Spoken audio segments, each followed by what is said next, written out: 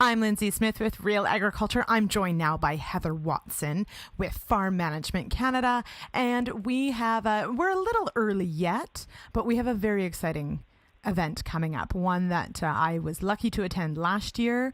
Heather, welcome here. What are we talking about today? Well, thanks so much for having us. We're talking about the Agricultural Excellence Conference today and the importance of investing in farm business management skills development. All right. So now, because you guys are terrible at choosing vacations in Canada's winter, it's going to be held in Winnipeg in late November, is it not? What are the actual dates? Yeah, so the dates we're actually running from Monday to Wednesday, so Monday, November 26th through to Wednesday, November 28th. We're at the beginning of the week this year because we're kind of dovetailing with our friends at Canada's Outstanding Young Farmers event who are running the Thursday, Friday, Saturday, Sunday. So it'll be a week long of learning, starting with us and then wrapping up with inspirational talks from Canada's Outstanding Young Farmers. Okay, so now for anyone, this is sort of an event that went through a bit of a rekindling a few years ago. So is this the fourth since sort of the reboot, or how many years has this been going on now? Yes. So this is actually our fifth birthday. So we started out in Winnipeg back in 2014, and now we're coming back to Winnipeg. So we're quite excited about that. We kind of did a Western journey, ended up in Ontario, and then now we're venturing out west again.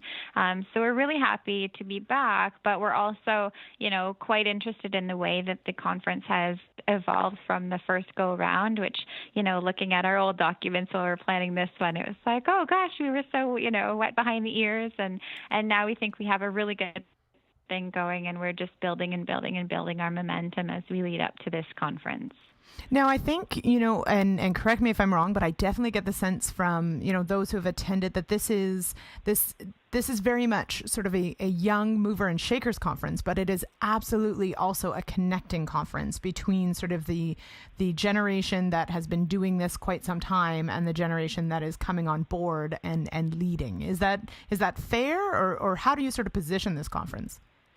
Yeah, absolutely. I mean, we say this is a very unique learning event in a number of ways. One of those ways, which you touched on, is kind of, the interactive focus of the event. So you're not going to be just, sitting in the same chair for 2 days listening to speakers up at the front. You're going to be moving around. You're going to be, interacting with diverse attendees at the conference. So you're going to be interacting with farmers or fellow farmers, advisors, academia, government folks. So all of the farm management enthusiasts out there gathered together to talk about, what's happening, what's important, what do we need to do, how can we continue to kind of push the envelope when it comes to managing businesses for success. So we do that through interactive learning experiences. We have discussion panels, roundtables, a resource showcase where you kind of see who and what you should be filling your farm management toolbox with. We have this cool farm family feud that comes out of the Bridging the Gap Forum, which is where we have kind of the under 40s go to one room, over 40s stay in another room and talk about, what's working, what's not, and how can we kind of bridge that gap or make a connection between the generations of farmers. So very much about having conversations to push the envelope when it comes to managing farm businesses. It is definitely one of the conferences where you never keep your same seat for very long. That is very true. No. Which I think is definitely a benefit. Yeah, and I think folks might find it hard to believe that I'm quite an introvert and quite shy meeting new people. And we've had a lot of people kind of come up to us and say, even for an introvert like me, I met so many new people. People have said it's forced networking, but in a very positive way. It's kind of everyone is new to this. Everyone is, expected to chat to one another, and we make it very easy to do so. So you do come away with, with a chance to build your professional business network, but also your personal network as well. So you're meeting people just like you. You're finding out, you might be struggling with a farm transition problem, and you're not alone, and you've connected with other farmers struggling as well, or you've connected with advisors who can help you on your path. So yeah, it's quite an eye-opening experience and one that, kind of leads you with some practical, tangible steps to move ahead. For sure. And now, so this is your fifth birthday, coming back to Winnipeg. What was sort of the impetus, and how has that evolved in putting together this type of event that is so focused on farm management, on professional development, on moving the transition and succession plan forward?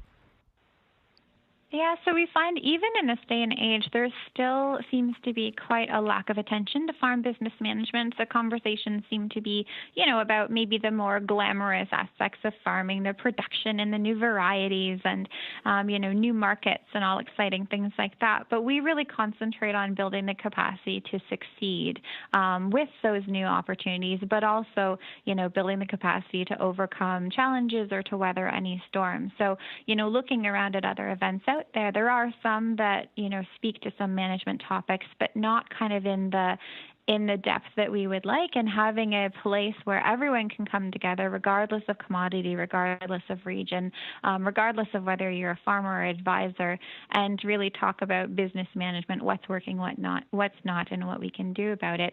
We thought there was, a gap there for the industry, a national event that brings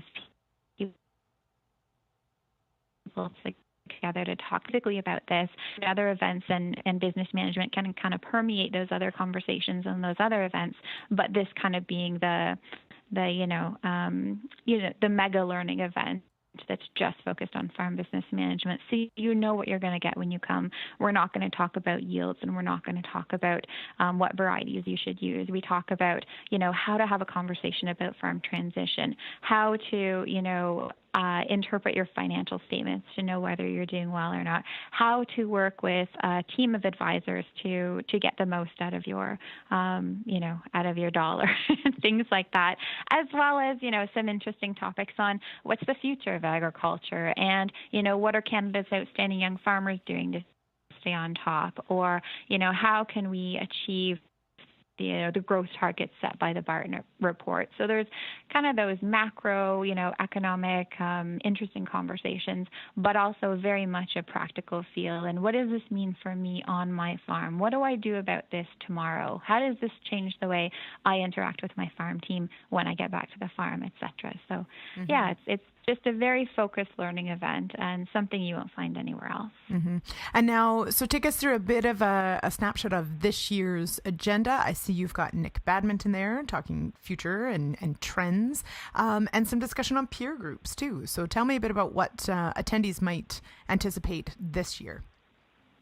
Yeah, so I guess, going to our theme, Ready, Steady, Go, we're really talking about, what is it that you need to have in your wheelhouse to make informed business decisions? So what's going on in the outside world? What's going on with the future of agriculture? What's going on in the international space? So we have the Nuffield scholar Matt Hamill talking about his kind of trip around the world and lessons he's learned that we can apply to our farms. But then we're also, delving into the inside and delving into some of the things that we perhaps don't talk about enough. So we've got, a mental health expert, Sylvia Masson, on as part of a Healthy Farmer, Healthy Farm panel where we're going to, investigate, how can we turn investing in ourselves an opportunity to invest in our farms.